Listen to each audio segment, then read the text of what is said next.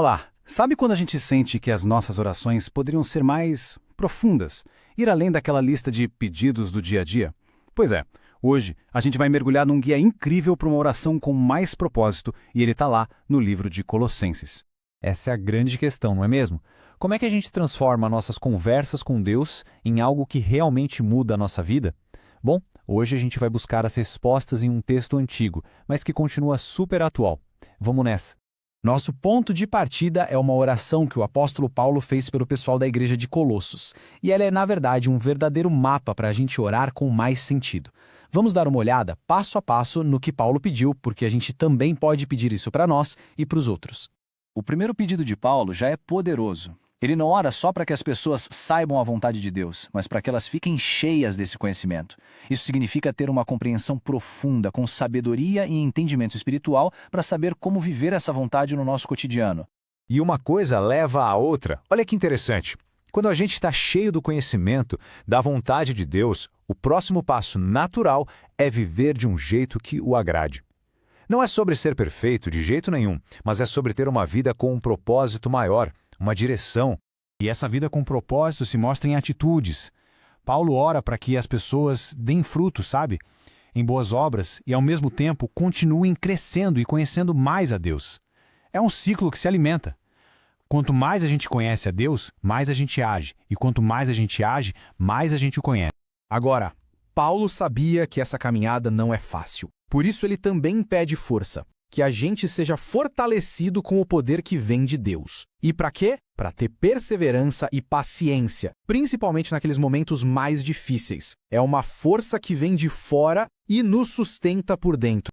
E, para fechar, a base de tudo, a gratidão. A oração se completa com um coração grato, um coração que agradece ao Pai por nos capacitar a fazer parte da herança dele. A gratidão muda totalmente a nossa forma de ver a vida, ela é a âncora de tudo. Certo, vimos dos pedidos de Paulo. Mas aí surge aquela pergunta super prática que todo mundo se faz uma hora ou outra. Ok, mas como é que eu sei qual é a vontade de Deus para a minha vida, nas minhas decisões?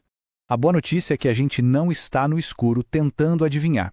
As Escrituras nos dão um verdadeiro kit de ferramentas com 4 fontes principais de sabedoria para a gente conseguir entender a direção de Deus. Vamos dar uma olhada em cada uma delas. Então, temos aqui as 4 fontes que nos guiam: a direção do Espírito Santo, a Bíblia, o espírito de profecia e as circunstâncias que Deus permite em nossa vida, a providência.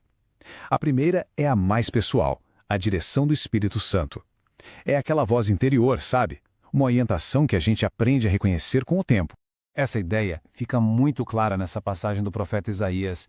Ele descreve exatamente isso, uma voz nos guiando, nos colocando de volta no caminho certo. Aprender a ouvir essa voz é parte fundamental da jornada. A segunda fonte é o nosso alicerce, a Bíblia.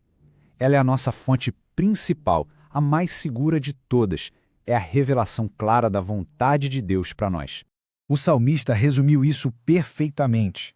Num mundo cheio de dúvidas, a palavra de Deus é como uma lanterna, iluminando o próximo passo, mostrando para onde ir. É por isso que qualquer outra orientação precisa estar sempre de acordo com o que está escrito nela. E as 2 últimas fontes trabalham junto com as primeiras. A terceira é o espírito de profecia, que para muitos se revela em escritos inspirados que ajudam a entender melhor as Escrituras. E a quarta é a providência, prestar atenção em como Deus age nas situações da vida, abrindo e fechando portas para nos guiar no caminho. Agora, vamos conectar tudo. Conhecer a vontade de Deus usando essas fontes não é só para acumular conhecimento, entende? O grande objetivo de tudo isso nos leva de volta ao coração da oração de Paulo: viver uma vida que seja digna do Senhor. Então, o ponto principal é este. Buscar a Deus de verdade resulta numa vida transformada. Uma vida que quer agradar a Ele, que produz coisas boas, que está sempre crescendo em conhecimento e que é baseada na gratidão. Essa é a essência de uma oração com um propósito. Isso tudo nos deixa com uma pergunta para levar para casa. Uma reflexão bem pessoal. Olhando para a própria vida, usando essas 4 fontes de sabedoria, como é possível perceber a direção de Deus? Como saber se uma porta se abriu ou se fechou pela vontade dele? Fica essa reflexão então. Pense nesse modelo de oração de Paulo e como ele pode enriquecer a sua vida espiritual. Se esta nossa conversa fez sentido para você, se te ajudou de alguma forma, curta e compartilhe. Assim essa mensagem pode alcançar mais pessoas que também estão nessa busca.